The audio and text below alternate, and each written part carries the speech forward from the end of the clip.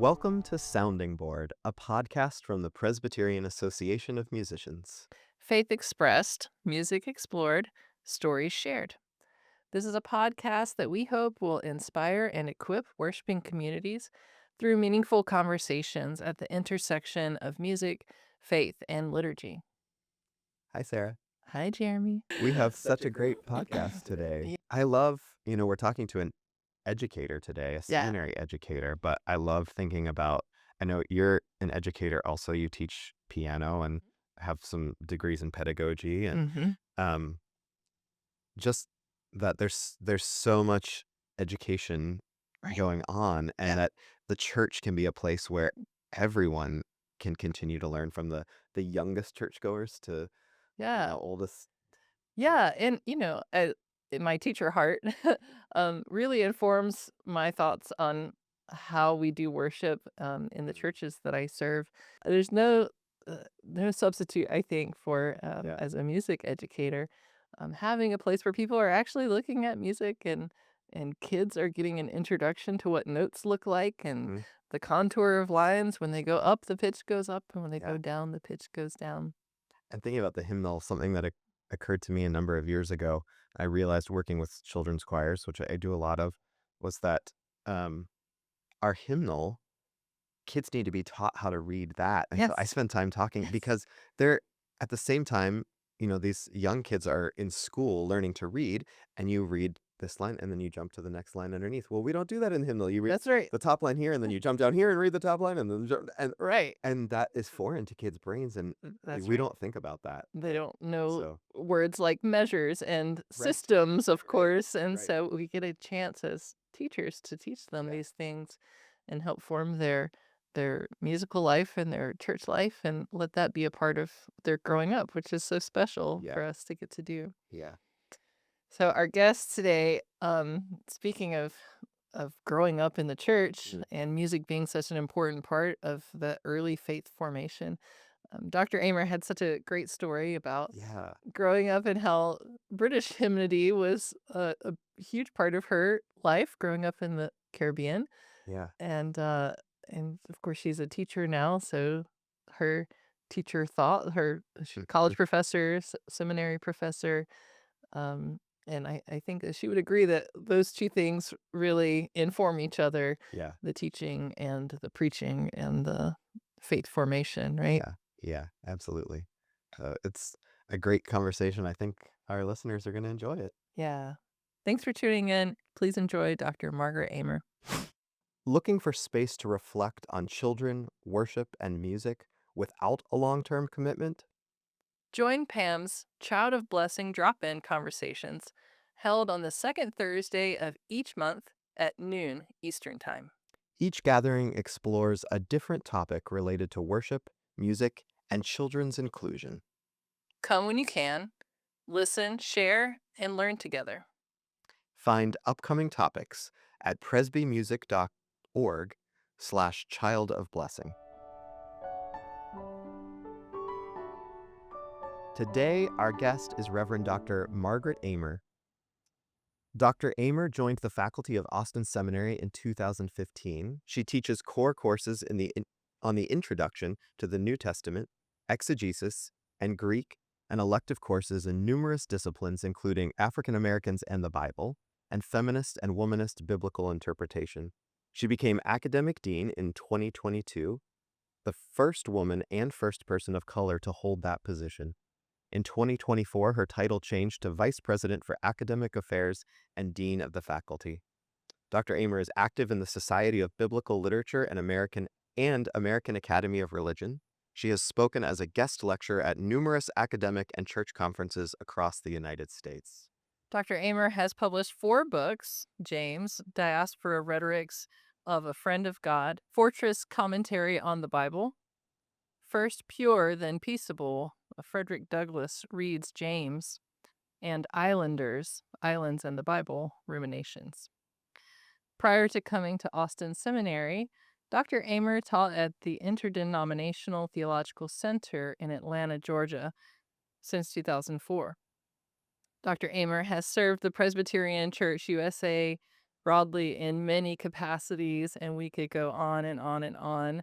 We are so grateful to have with us today Dr. Margaret Aymer. Thanks for joining us. We're curious with each of our guests on this podcast, we like to begin by asking about um, your early life, your childhood. And can you share some of your first experiences of God and faith in your childhood? Well, this will not be surprising to either Pam or him society members, because I've told this story before. I grew up in the British Caribbean. Right. I was born in Barbados. And when I say the British Caribbean, none of the countries that I'm from were independent except Jamaica when I was a child. My birthplace is Barbados. My father was an Antigua and my mother was a Jamaican. And I grew up in the British Methodist Church. And so I grew up with the English hymns, the hymns of England and Scotland and Wales, in tunes that no longer exist in the American hymnal.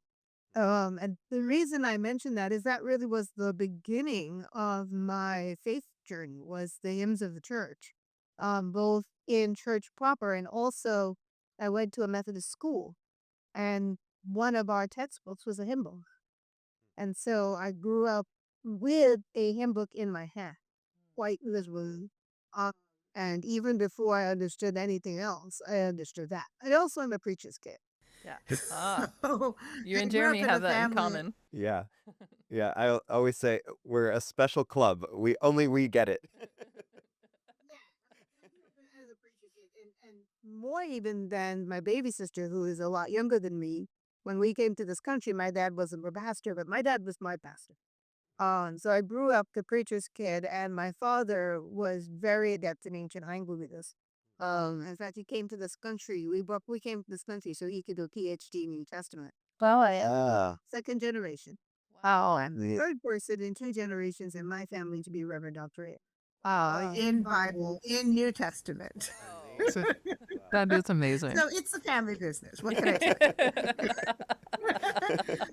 you? So those are probably the two things. I grew up with an incredible preacher in my household, but I also grew up with really what I think is the sung theology of the church has deeply informed my faith from the very beginning. Mhm. That's so beautiful. I'm always interested to talk with preachers' kids because I feel like it goes one of two ways. Typically, either you sort of wind up in the family business, as the two of you both have.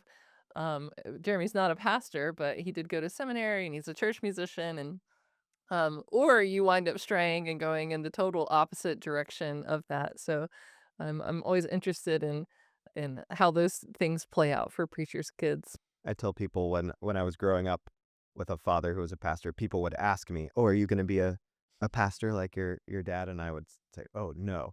But I came as close as I possibly could have without actually being a pastor. So then you found yourself at this really small school in Boston that is probably not many people have heard of, called Harvard University.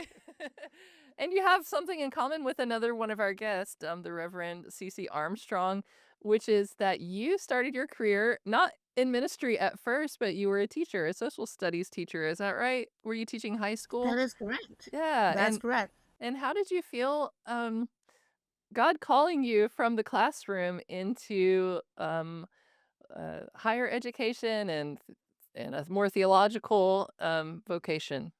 So I've always been a teacher from the very, very beginning. My dad was a teacher before he went to seminary. My mother was a teacher all her life. Again, genetic lineage. That's what I have always wanted to do. It's the place I have my greatest joy. In fact, I leaned into the idea that we are teaching elders, and I still think that we are teaching elders. Um, I left Harvard with a teaching certificate. Harvard had an undergraduate teacher education program joint with their ed school. And so when I left Harvard, I went right into the classroom because that's where I always wanted to be. And I was attending an Evangelical Episcopal Church in New York City. I have had quite a theological journey. I was attending an Evangelical Episcopal Church in New York City, and I just had a theophanic experience one night when I really felt the call to go beyond teaching high school to begin to think about ministry and to follow and to pursue ministry. So I applied to Union Seminary in New York and was accepted, with no intention whatever of being ordained. And then I did my supervised practice of ministry at White Plains Presbyterian Church in White Plains, New York. Shout out to my folks in Hudson River Presbytery. And God got me. God's like, okay, gotcha. The minute I served communion for the first time as an elder, I said, this is what I'm supposed to be doing. So I pulled my pastor aside and I said, I think I'm being called to ordain ministry. And he looked at me and he said, we wondered when you were going to figure that out.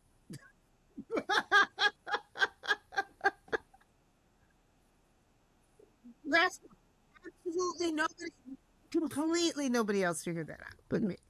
Yeah. So, but I've always been a teacher. So I went right into teaching. And the minute I got the opportunity to teach at ITC, I actually started teaching in 2001. I didn't get the job until 2004, but I actually started a sabbatical replacement in 2001 at ITC. So I taught at ITC since 2000. I've been teaching seminary since 2001. It's been 25 years. Fabulous. So, apart from your teaching, we've also been privileged to hear you preach, and we heard you last summer at the Worship and Music Conference, and you so masterfully wove together this series each day.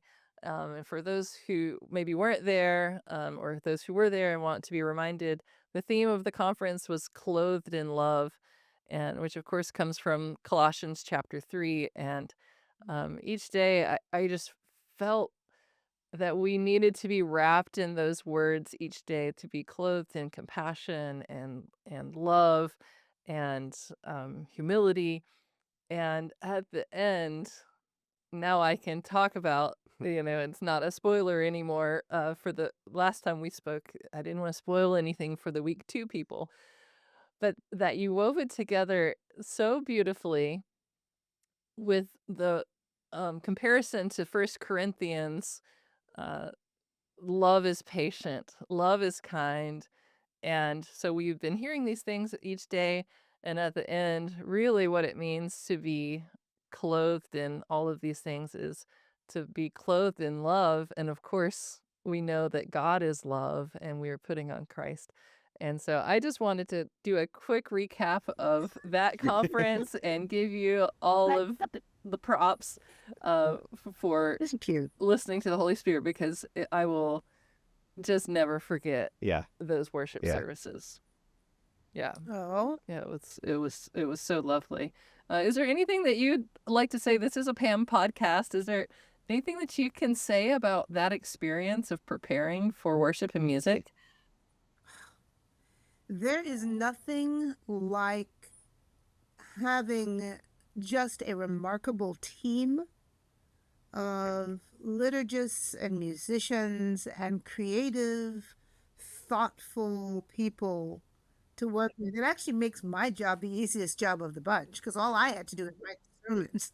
I didn't write the services. I didn't, play the music or learn the music or craft the music. And it is such a gift as a preacher to be upheld by that team, both in prayer, but also just in structure and in content. We chose the texts together and we talked about what text would go with each theme: compassion, kindness, meekness, humility, and patience. What text could go with each one? We talked about how we would think about telling the story in worship. Who would be the proclaimer who would be the reader of the text? How would we read the text? Daniel O2 doing the Naaman story on drum. I mean, who does that? It was so much stuff that it's just like I could just walk up there and say anything and it's fine because there's so much other worship going on, right? Um, I think the PAM conference is one of the highlights. It is probably one of the highlights of my entire ministerial career. That was my bucket list right there. I preached at General Assembly. I loved my folks at General Assembly. I preached at the Presbyterian Women's Conference. But PAM, worship and music, when you're dealing with 700 Presbyterians and they start singing in four-part harmony, that's a little piece of heaven right there. That's a little piece of heaven. It's a little Um, preview of what heaven is like. I totally agree. Yeah. you know, and then, the artwork from Dan and the stoles and David Gambro's just absolutely brilliant liturgy. The interplay between Tom Trini and David Lamont, it's so much more than just the sermon, right? It's this whole network of folks. The work of those who are working with youth. I'm drawing blanks for names now. I apologize. It's not personal. But I mean, and our two leaders who put the whole conference together was so beautifully constructed that it was a matter of me walking in with texts and saying, how do these texts interact with the liturgy that's been written? How do these texts interact with the songs that are going to be sung? How do these texts interact with what the kids are singing for an anthem? How can I help bring these? How can I be a bridge to bring all of this stuff together? So it was a gift to preach that. It's different than being a guest preacher somewhere else because you know what's coming and you can like be part of it. It's lovely. Amazing. It is such a mountaintop experience to be there and to worship and to I can imagine to put those worship services together. And for people that don't know, each conference starts being planned 3 years in advance. And they start by putting together a team of people, a planning team, and they start praying and reading scripture and starting to try to flesh out a theme. And then you find your faculty, and then everyone works together at least 1 year, but probably 2 years in advance by the time everyone is put in place. And I always think, gosh, if only every Sunday we can have like 3 years to craft and perfect and assemble the Avengers, the perfect team. Wouldn't that be wonderful? Um, Right, right. And the other piece of this, and I need to say this, because it has a lot to do with how I was able to even get there. Some of you know my husband died very catastrophically the October before the conference. And it was completely unplanned. He just didn't wake up. It wasn't an accident or something. He had a heart attack in bed. And so I quickly became a widow and a single mother. And that team of pastors and church leaders, musicians, ministers of the gospel all held me and made it possible for me to do what I did and to say what I said. And that's the other piece I need to name out loud is it was a rough year and they really helped me. When we talked with Cece Armstrong, she talked about um, the gift of community is something that the church offers us. And that's just a beautiful example of that community. it's also striking to me to think about the theme of the conference and that you were preaching to all of us about being wrapped in these things and you yourself were needing to be wrapped in love. And that's something that only God and the Holy Spirit can carry us through, I can imagine. Mm. That's right. That's right.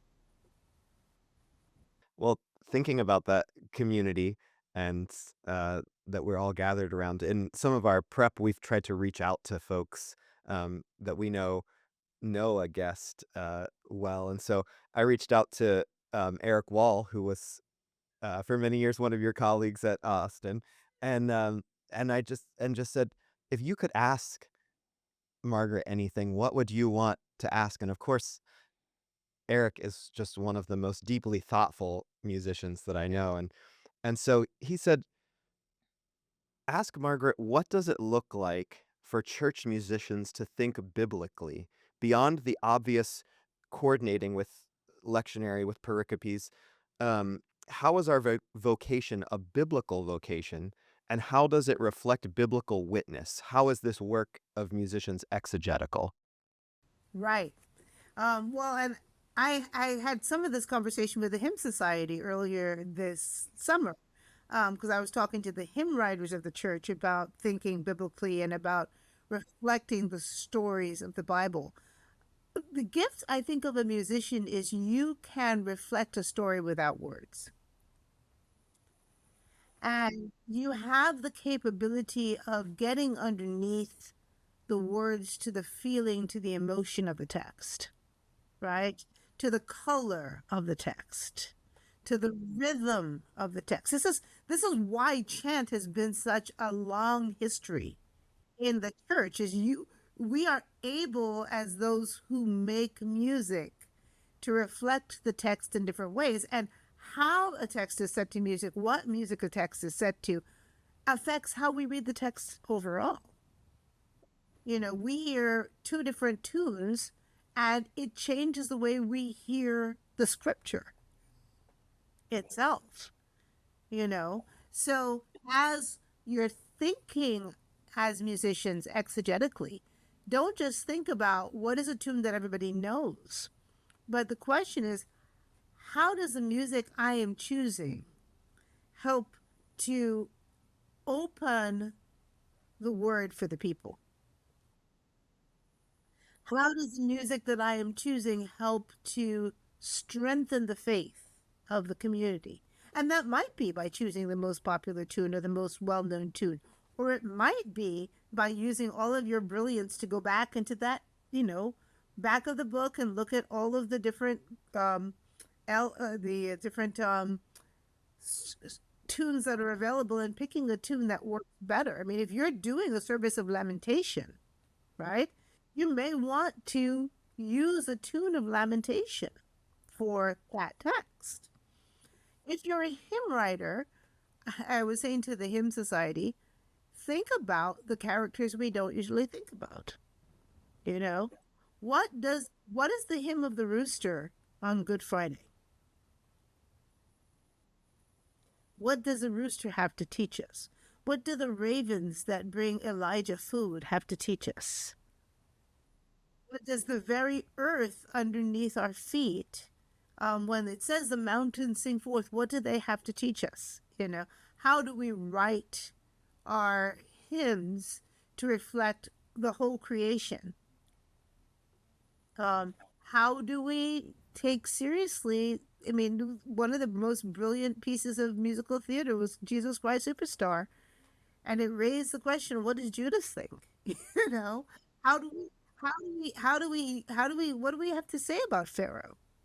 What does Pharaoh think? What does Pharaoh feel? And how do we learn from Pharaoh who God is calling us to be? Why is that story there? Because I think it's really easy for us, particularly in the West and particularly in the North, to identify with the underdogs. Yes. And if anything is evident in the history of our country and our current events, we are not the underdogs. you know, we are much closer to the imperial power than the underdogs, just by virtue of who we are in the world. And that's not a political statement. That's simply a historical fact. I come from a part of the world where we are in the sphere of American dominance. Can I tell you? So, what do we need to learn? What is the scripture teaching Pharaoh? What is the scripture teaching Caesar that maybe we need to learn too? And how can music help us to learn that? How can music help us to unpack that?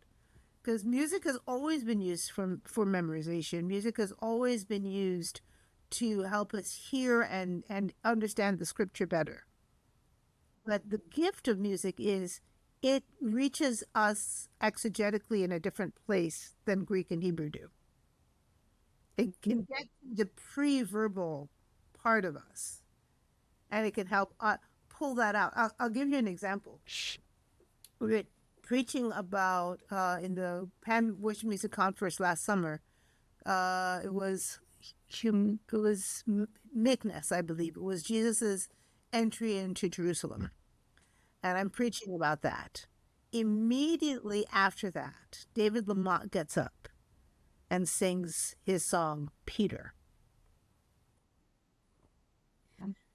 And his lyrics, now David would never say, I'm writing hymnody here. But he says, what I'm saying, friends, might surprise you. I hope you will listen and hear. I'm not out to make you angry. We all know beneath our anger lies our fear. Sounds so simple, but it's so complicated. Not gentle, not just a warm feeling. Many will die in the name of peace, but war will not bring us to healing. And I meant what I said, Peter. Put down your sword. Did you forget? Or did you think I was joking? And I didn't have to preach. David had the sermon in that song. And he got to places in people's hearts that nothing I said would have gotten to. That was such a powerful moment. Yeah. Yeah. Another one that was coming up in my mind was a couple years ago at Montreat. Patrick Scott was the organist, and we read the account of Pentecost when the Spirit comes like a rushing wind. And as that text was being read, he was improvising on the organ. And I Right, just felt the Spirit in a way I had never felt reading that text alone. right. But when it was paired with the music, oh my gosh. And Yeah. knowing that he was improvising, he's just letting the Spirit lead him in that. Right. It was such a powerful moment in a way that I think. And the thing is, we know this. We know this because we are people of movies and television. Right. Right. Yeah. Yeah. The Lord of the Rings sounds very different without that score. We are the people who have been raised by John Williams, right? That's right. Music tells John us how to Williams, feel, right? John Williams has been exegeting text for generations now, right? I grew up with Star Wars. Yeah.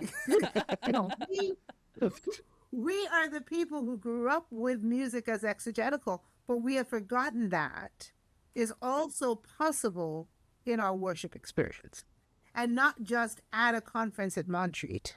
That's so true. It reminds me that, and not to make this too much of a commercial for the worship and music conference, but it was not until I attended that conference that my eyes were open to the possibility of ways that I could be enhancing the worship experience from a musical standpoint, that it's not just we sing 3 hymns and sit down and I play a prelude and postlude and then we go home, but there are so many more creative ways that the music can bolster the sermon and the scripture, and that there can be a through line from the beginning to the end, and there are all sorts of creative ways that can be fleshed out, and, that conference has really changed my life, changed my ministry, it's changed my whole thoughts on the role of music in worship.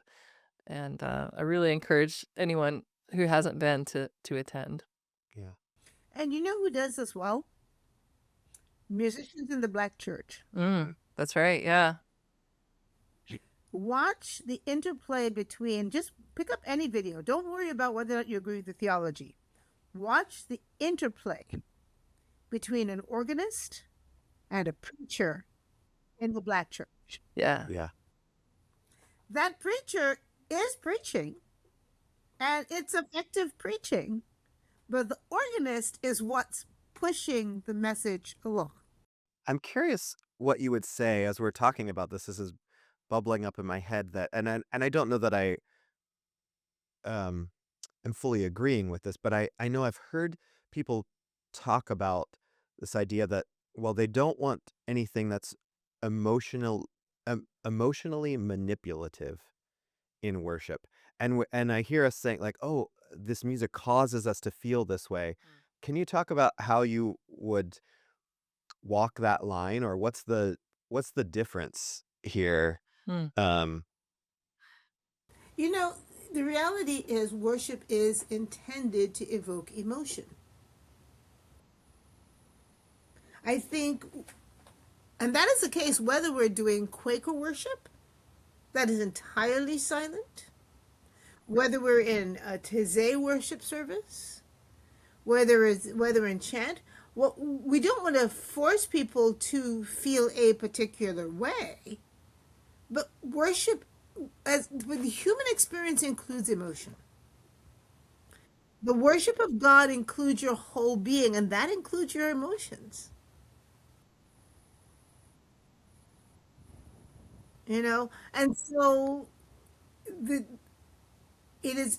I think the danger in saying, well, I don't want to manipulate somebody else's emotions, is then to say, I'm not going to let anybody feel anything at all. you know and it is a balancing point, and every community has their balance point differently. It's a matter of knowing who your community is. So should you play the Jaws theme behind when you're playing reading Jonah? Maybe only in Vacation Bible School, just because it's kids and they might not get it anyway because Jaws is a long time. I'd never thought of that, But but now I might. you know, but but should people feel something in worship? Are you saying that there should be no loving God with the heart?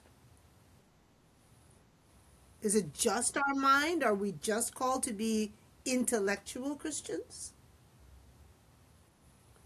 I think as Reformed Christians, we have something to learn from the Arminians, especially from Wesley, whose heart is strangely warm. There's a reason we still sing Wesley's hymns, because Wesley understood that underlying our faith is not simply our intellectual assent to propositions of faith, to theological propositions, but it is also our love.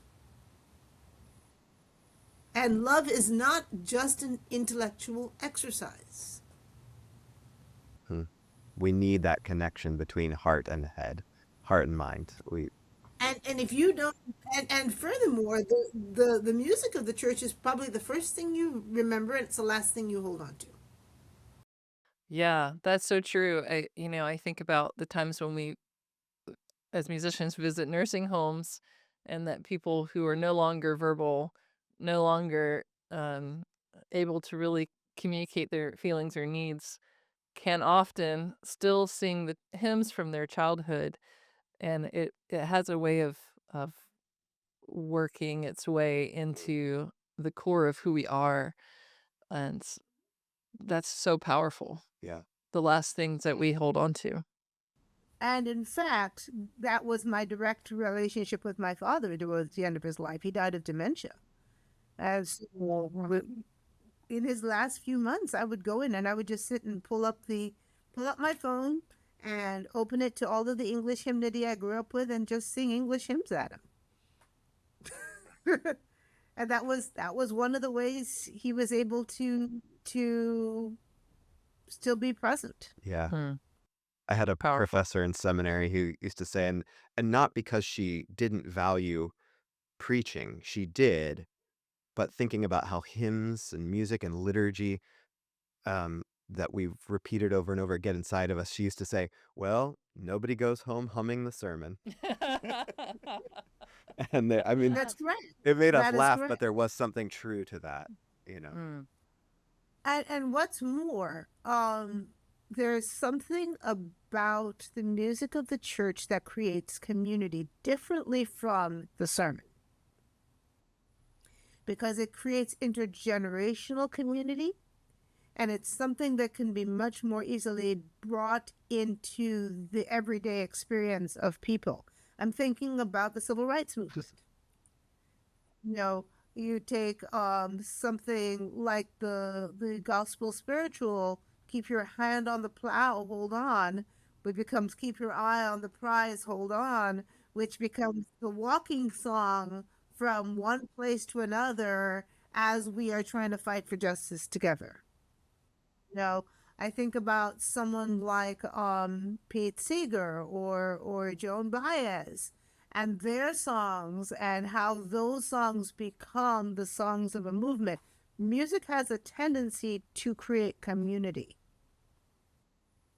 And I think one of the things that our society has lost in the shrinking of the church for all sorts of reasons, some of which are doing, is that community that's brought together by having a common song. I love that. And I love that you're speaking about community together, and um, you're part of um, helping to form future leaders in the church, pastors, and um, we're also curious in what ways can church musicians support and build relationships with new pastors or other church leaders that are just graduating and coming out of seminary? I think it's a mutual need. One of the courses that we are going to continue to offer on campus, we're in the process of doing a search right now for a new professor of sacred music. But one of the courses we want to continue to offer on campus is a course that helps our students understand what the job is of a church musician and how to talk to and interact with church musicians. I think particularly church musicians who are going to be working in a church who feel like this is a vocation, it doesn't hurt you to get some kind of certificate, even if you don't have an MDiv. We have an online certificate, not to do an advertisement for Austin Seminary, but we do have an online certificate for church leaders that includes, introduction to Hebrew Bible, introduction to New Testament, theology, some of the other things, so that you have a sense of, in a very basic way, what your pastor is trained in, so you can begin to have conversations with one another. Um, I think for young seminarians, it's trusting on the one hand that this musician has an area of expertise, and also think in inviting them into a creative interplay and in inviting them to be ministerial leaders with you. And the trouble is, a lot of folks coming out of music schools don't have that background.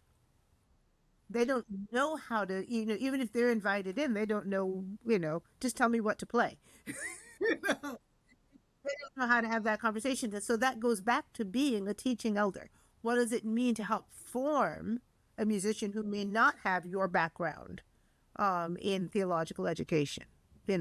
How do we, as young pastors and older pastors, help to form the people on our team so that together we are working to teach and to lead the people of God in worship? Yeah. Yeah, I think that's such a great point. I don't know so many people like this now, but in my life, I've known musicians who have a church job and it's a gig and they don't really subscribe to any of the beliefs. And they're like, well, make some money here on Sunday and that's it.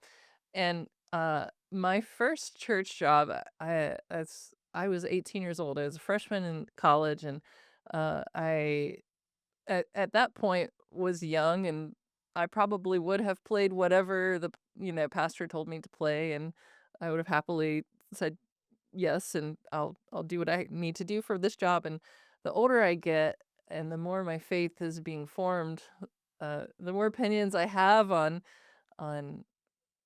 what I want to say, what I want to be said through the music and it's because of the guidance of and the nurturing of all of the wonderful pastors that I've worked with that helped form me and form my faith and continue to mold that side of my spirituality and my faith. And I do and going to conferences like the PAM conferences. Um, it's such a beautiful mutual relationship that I think musicians sometimes can help inform pastors on, okay, I know that you love and you want this hymn, but it actually is not singable for the congregation, and and vice versa. That um, there can be a Boy, mutual respect there. here is how we introduce that hymn. Sure, sure, yeah, right, exactly, Yeah. Maybe we don't all try to sing it this week. Maybe right. we'll get this person to sing it. Yeah. Yes, Yeah. exactly right.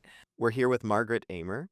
Dr. Aymer, I found in our digging, we've done a lot of digging into our guests and trying to find things. And I found a lecture that you gave at Austin Seminary that was entitled "The New Testament as Migrant Writings." And I was so intrigued by this. Can you share with our listeners a little bit of what I know you gave an hour-long lecture on that, but can you just share a little bit of what you meant by that um, phrase, the New Testament as migrant writings? Yeah, so I was looking at, and I may come back to looking at this again. The question of whether or not the writers of the New Testament were writing in their hometowns, and what difference that makes for how they write. Paul of Tarsus, for instance, as far as we know, does not write a letter in Tarsus, and he certainly doesn't write a letter to Tarsus. He's on the road the whole time.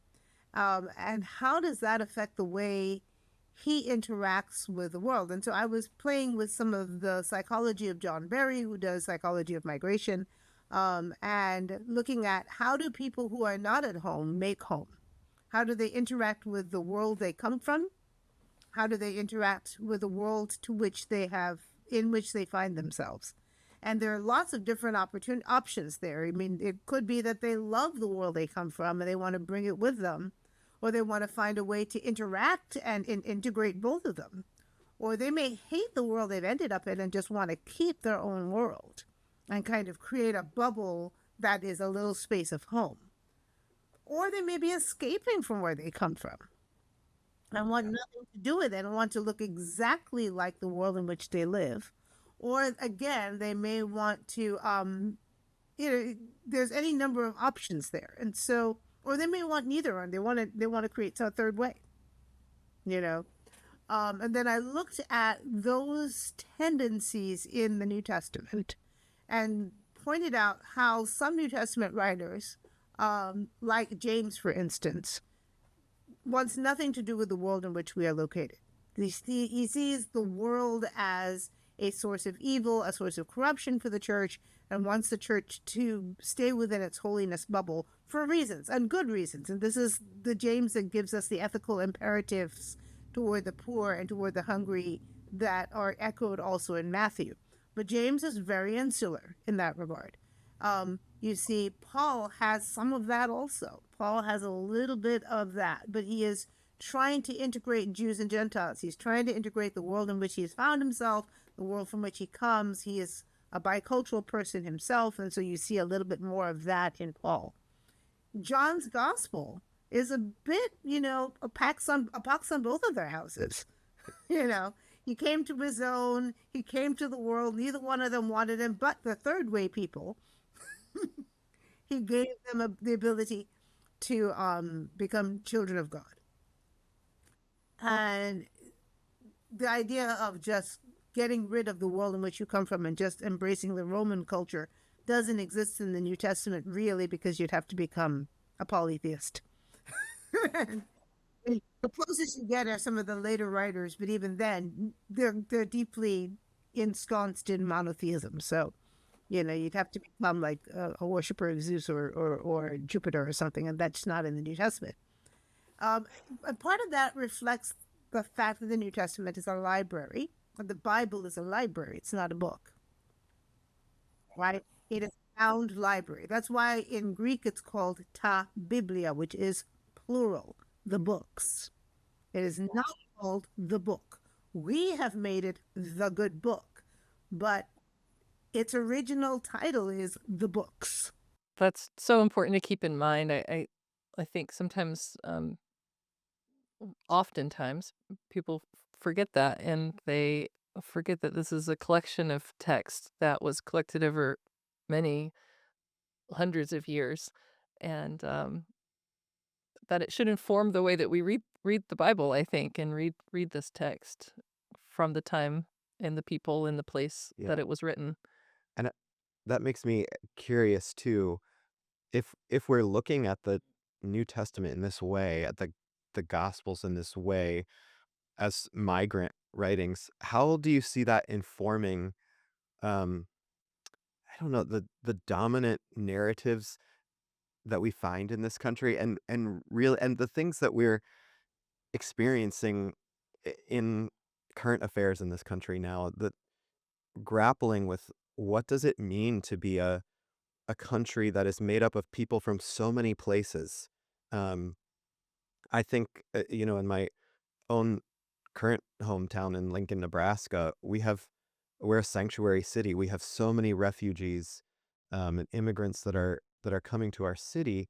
How can this viewing the New Testament in this way, how might that shape um, that part of our shared humanity? So this is me thinking off the top of my head. One way I think it shapes it is it gives us patience for the fact that migrants are not univocal, that migrants are not uniform. They're going to interact with the world differently because they're coming from different realities. Some migrants are going to want to become X/Americans and find ways to integrate in marvelous ways. Some are going to feel very, for historical reasons and societal reasons, very protective of who they are. Some are going to want nothing to do with their background and want to walk away from all of it. All of those are valid. All of those are valid responses to the history of migration, to the reality of migration, to the deracination of migration, to the trauma of migration. And I'm saying this now as a migrant, as an immigrant. I wasn't born here, right? So that's the first thing. The second thing, I think, is to underscore the fact that God speaks to migrants, that our scripture comes from people who aren't at home, And that the people who word of don't look like us and sound like us, right? God, but not only that, but our scripture comes to us from people who aren't in their hometown, who are, for all of them, in occupied territory, for many of them in exile, either forced to migrate for work or because they have no other choice because the Romans have moved them around. People who are forced to create a fictive community, a community of people who don't necessarily come from their background or their ethnic group, based on their faith, not based on anything else. That makes me think, this certainly comes from a good place, and there's importance in this, but a lot of faith communities, I think, our response is often to, how can we care for these folks who are not at home anymore and they've come to our home? How can we care for them? But what you're saying makes me think, how are we listening to them? What might they be bringing to us? Right, Is are they bringing the gospel to us? right, How are we right. And listening? and a lot of the migrants to the United States of America are Christians. A very large percentage of the migrants to the United States of America are Christians. We forget that, and they have theologies for the church to learn.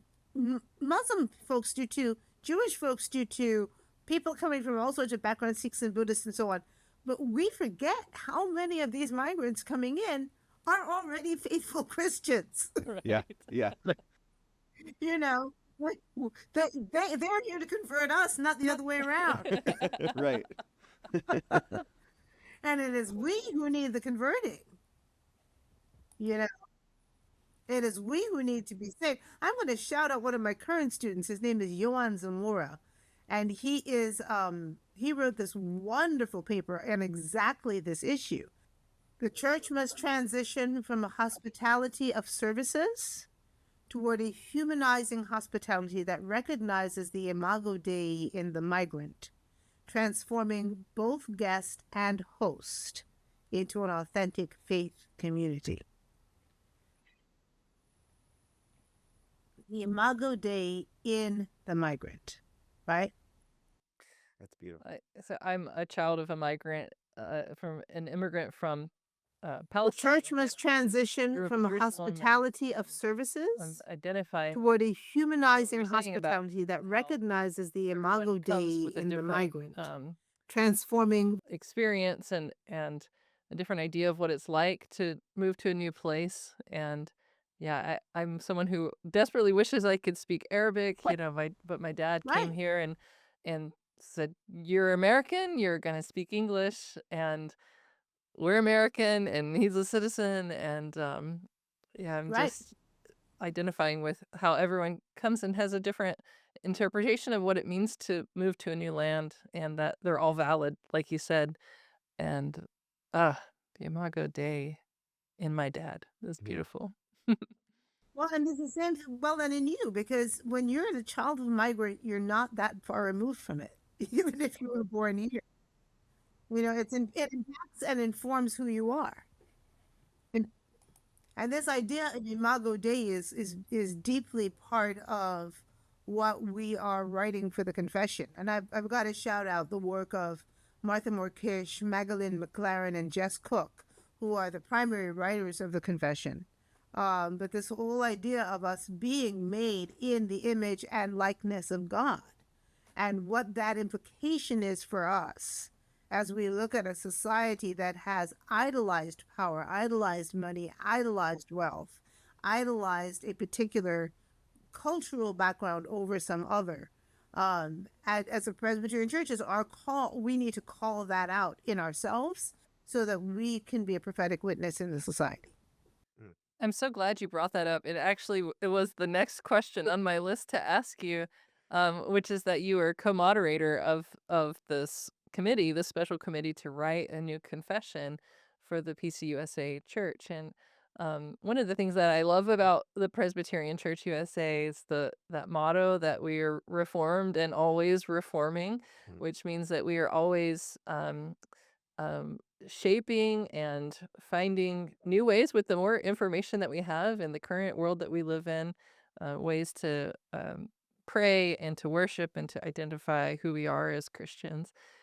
Can you say a little bit about what that experience has been like to put this team together, this special committee? And It, you know, Here's the thing. Um, there were 16 people assigned to this committee. We come from various different theological backgrounds, various different ethnic backgrounds, various different historical backgrounds. We have somebody on the committee who's indigenous to the United States. We have immigrants from different parts of the world, one of whom does not speak English as a first language. So we have translators involved in the committee. We have people of different theological perspectives. We have people that are queer and trans on the committee for probably the first time in a long time in the Presbyterian Church, and out to queer and trans, and perfectly happy to be that. We have people of different ages on the committee, which is lovely. Um, across the Presbyterian Church, some of our younger pastors, all the way up to some of our senior folk, including a couple that are retired. So it is a nice mix of various folks. And one of the things I will say about this committee is it took us a while to figure out what the what was. It's hard to write a confession if you don't know what you're confessing about. And it took us a while to figure out what the what was. Once we figured out what the what was, then writing the confession is still a lot of work, but it is a lot less work because we are speaking out of that place of being clear of what we need to confess and what the issue is, and we narrowed it down to this idolatry of money and power and the centralization of those things, and all of the other things spin out from it. It's we're not ignoring homophobia,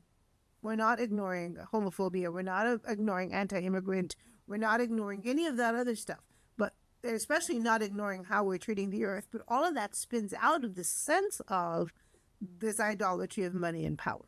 And again, shout out to Edwin Aponte for really being somebody who has shared this work with me in terms of moderating the group.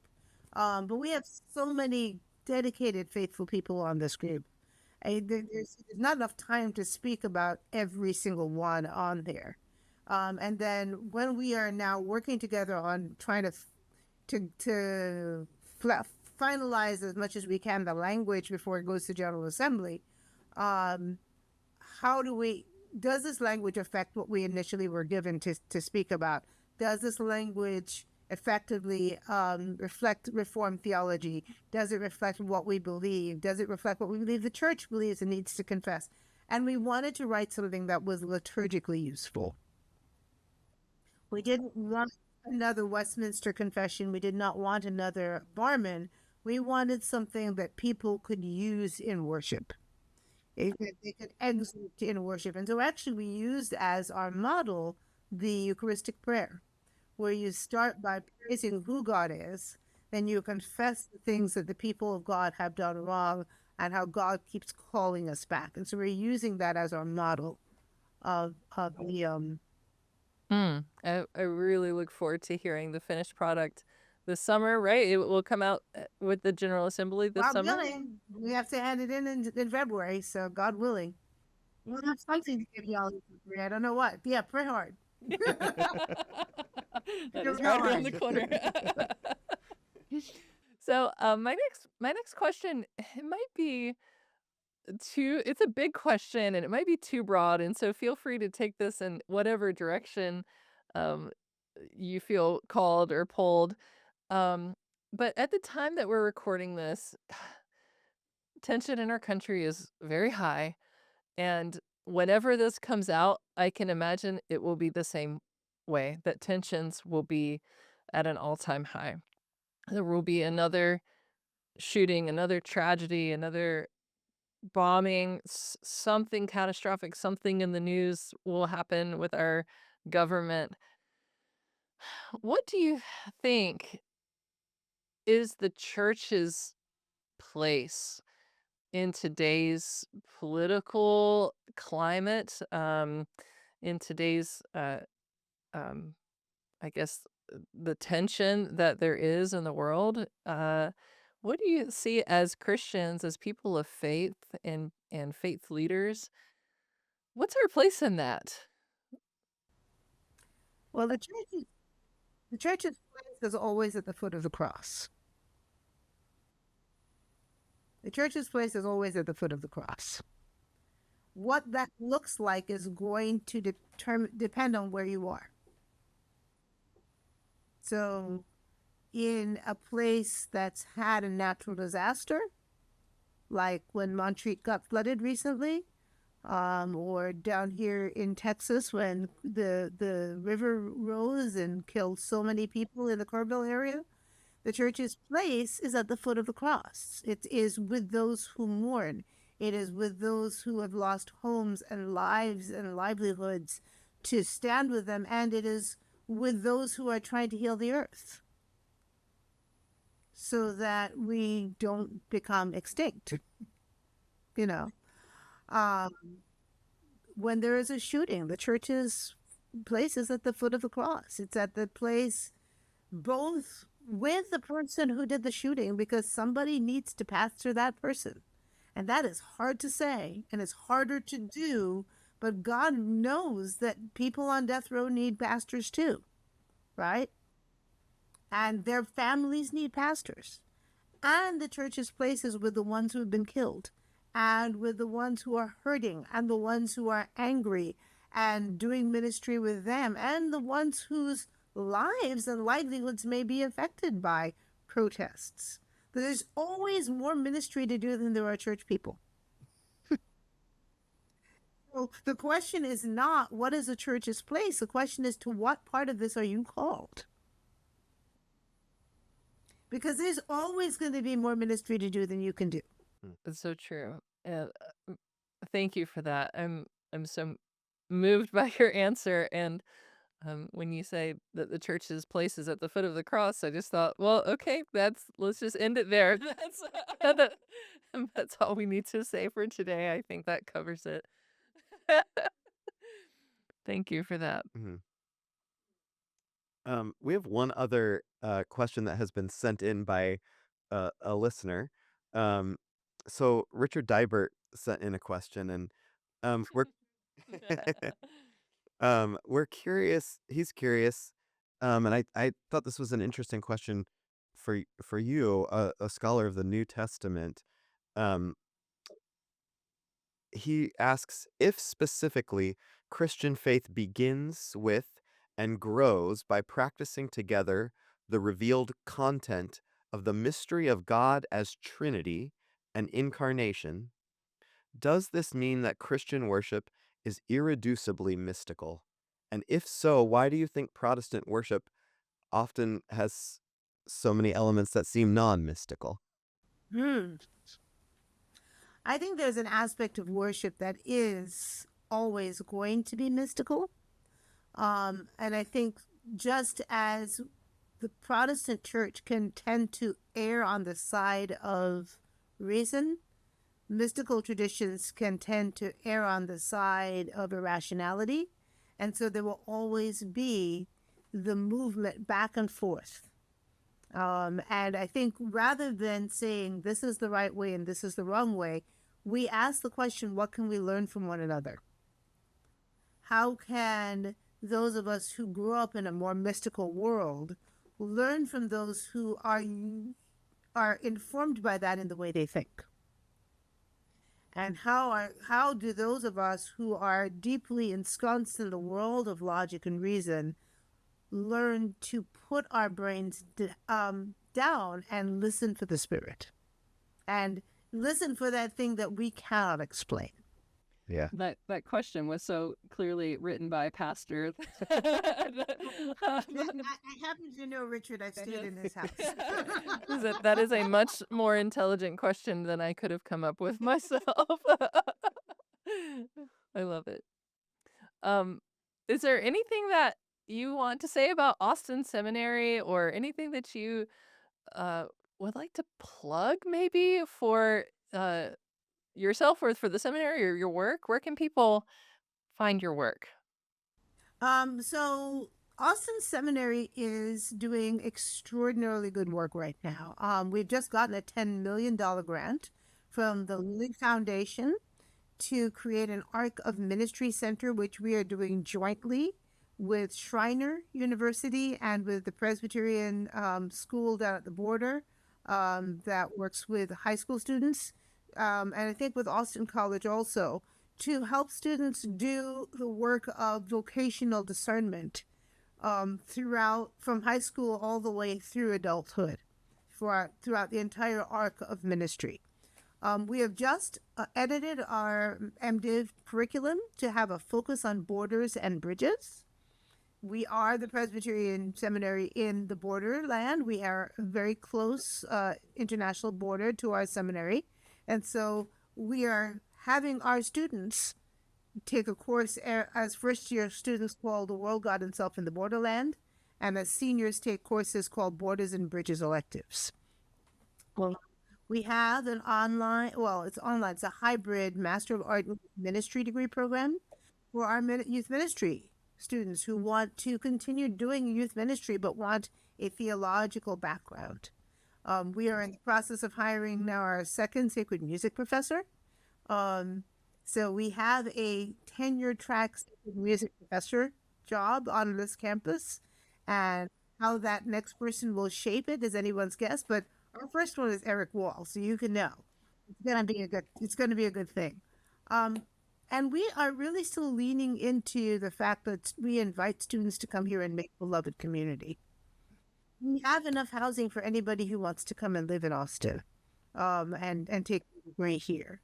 So they don't have to go find housing elsewhere. And we have this beautiful campus. So we invite anyone who would like to be involved. Also, if we are listening, we've got lay people listening. Again, let me highlight both the certificate in ministry and the certificado en ministerio en español, which are both offered on our campus. And of course, if you're a doctoral student, if you're a pastor and you want a DMin, we have one of those too. One in public theology, but one we have, and this is for our pastors who are also musicians and artists. We have a DMin with a focus on wonder. and what that means in the church and how to bring that into the church. And that's actually our larger DMin program.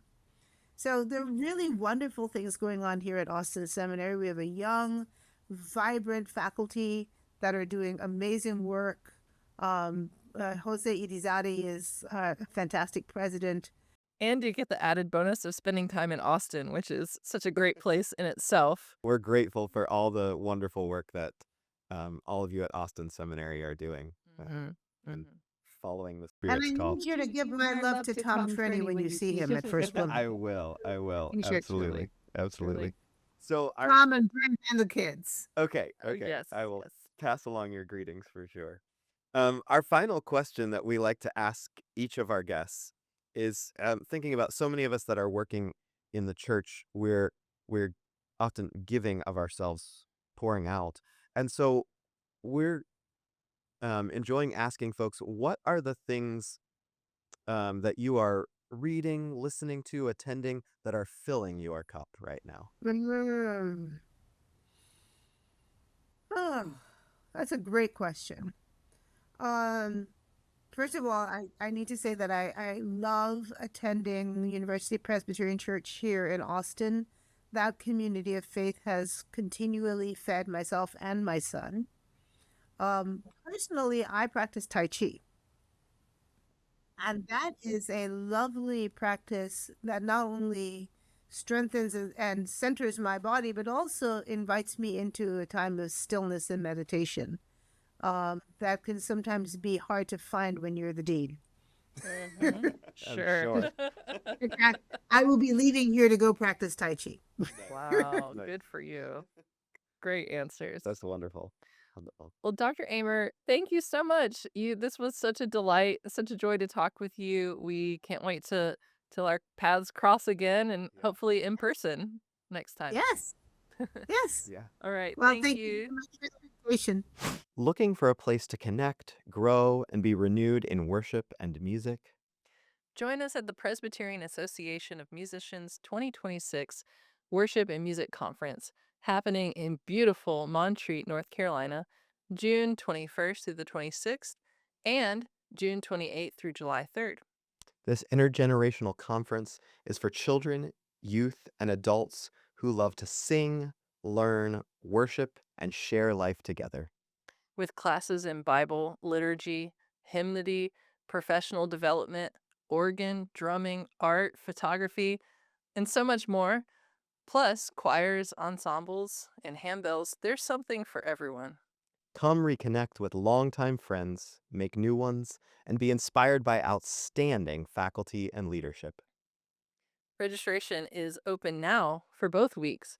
Learn more and register at presbymusic.org/conference. We'll see you at Worship and Music. Who will be a witness? What a great conversation. Yeah, Dr. Aymer is really special. Yeah. She's so knowledgeable and so clearly passionate about her expertise. Mm, It was so nice to talk to her today and to see her again after last year's conference. yeah. And we're grateful for her She's a time. true gift, not just to Austin Seminary, but to our denomination, the church at large, and just such a gift. Yeah. Yeah. Thanks so much for joining us today for Sounding Board. If you haven't subscribed already, please hit that subscribe button and share with your friends, your family. Let people know that Pam has this podcast and that we're talking with, you get to hear from such amazing people like Dr. Margaret Aymer. And we look forward to seeing you next time.